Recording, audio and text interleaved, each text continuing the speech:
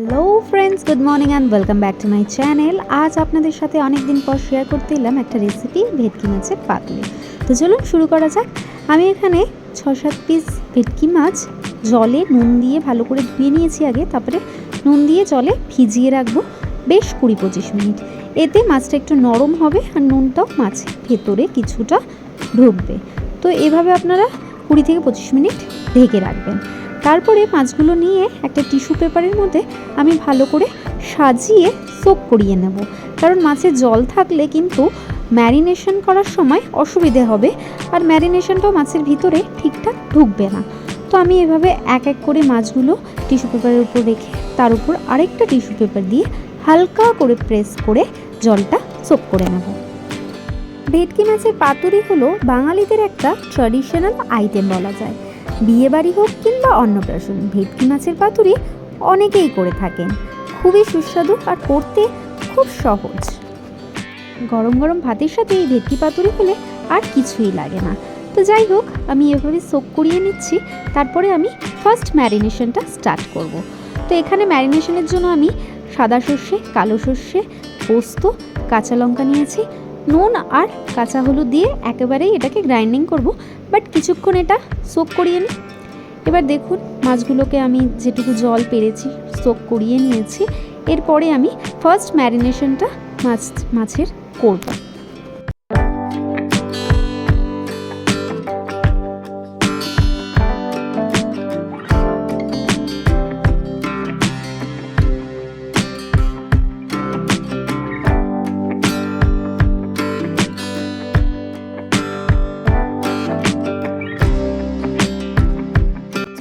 মাছগুলোকে একটা বাউলে নিয়ে তাতে কিছুটা লেমন জুস আর নুন দিয়ে ভালো করে এটাকে মিশিয়ে নেব। এই ম্যারিনেশনটাকেও আমাকে 15-20 মিনিট রাখতে হবে।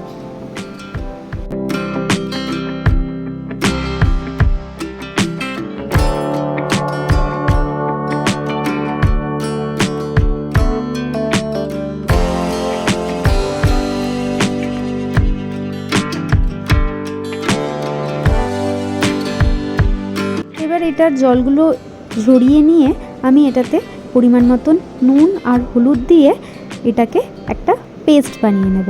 এখানে একটা টিপস বলে রাখি, সর্ষে বাটার সময় যদি নুন দিয়ে বাটা হয় তাহলে কিন্তু সর্ষের তিতকুটে ভাবটা আর থাকে না। এবার দেখো 15-20 মিনিট হয়ে গেছে আমার মাছগুলো। এরপরে এই মিশ্রণটি যে বানিয়েছিলাম সর্ষে পোস্তর, এটা দেব। এটা দিয়ে ভালো করে ম্যারিনেশন করে নেব। সাথে দেব 2 চামচ জল ছাড়া টক দই আর সর্ষের তেল। ভেটকি পাতুরিতে কিন্তু সর্ষের তেলের একটা বিরাট গুণ আছে, সেই ঝাঁঝালো গন্ধটা কিন্তু সর্ষের তেল থেকেই আসে। যাই হোক, আমি এটা ভালো করে মিশিয়ে নেব। আর এই মিশ্রণটিকেও, এই ম্যারিনেশন করা মাছগুলোকেও আমি কিন্তু 20-25 মিনিট ঢাকা দিয়ে রেখে দেবো। তবে আপনারা টাইম না থাকলে সঙ্গে সঙ্গেও করতে পারেন। এরপর আসি সেকেন্ড প্রসেসে। আমি এখানে কিছু কলাপাতাকে ধুয়ে মাঝের অংশটা চিড়ে রেখেছি। আমি ছোট কলাপাতা পেয়েছি, আপনারা চাইলে বড় কলাপাতা ইউজ করবে, তাতে সুবিধে হবে। কলাপাতা ভালো করে ধুয়ে আমি এখানে একটা চাটু গরম করে কলাপাতাগুলোকে ভালো করে তাতিয়ে নিচ্ছি। আপনারা ডাইরেক্ট গ্যাসেও একটু সেঁকে নিতে পারেন, এতে কলাপাতাগুলো ছিঁড়ে যায় না বাঁধার সময়।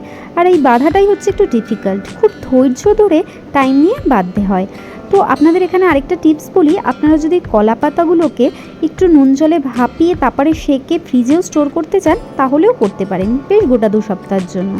এবার দেখুন, আমার 15-20 মিনিট হয়ে গেছে। কলা পাতাগুলোকেও আমি সেকে নিয়েছি ভালো করে। এবার এক এক করে মাছ সঙ্গে কিছুটা মশলা, মানে গ্রেভি যেটা হবে সেটা দিয়ে ভালো করে মুড়ে বেঁধে নেব।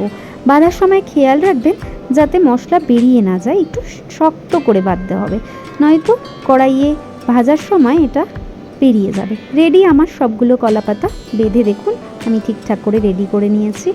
এরপরে আমি গ্যাসের মধ্যে বসিয়ে দেবো একটা কড়াই। আপনারা ননস্টিক ইউজ করতে পারেন, আমি এই কড়াইতে ইউজ করছি। দিয়ে দেবো সামান্য তেল।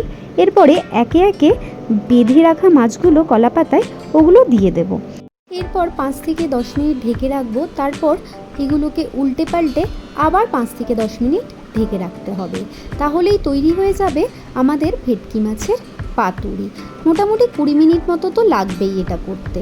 দেখুন, এবার আপনাদের দেখিয়ে দিই একটা ভেটকি মাছের পাতুরি খুলে। বিশ্বাস করুন গন্ধটা দারুণ হয়। আর এই একটা ভেটকি মাছের পাতুরি দিয়েই এক থালা ভাত খাওয়া হয়ে যায় গরম গরম। তো আপনাদের চলুন একটু দেখিয়ে দিই।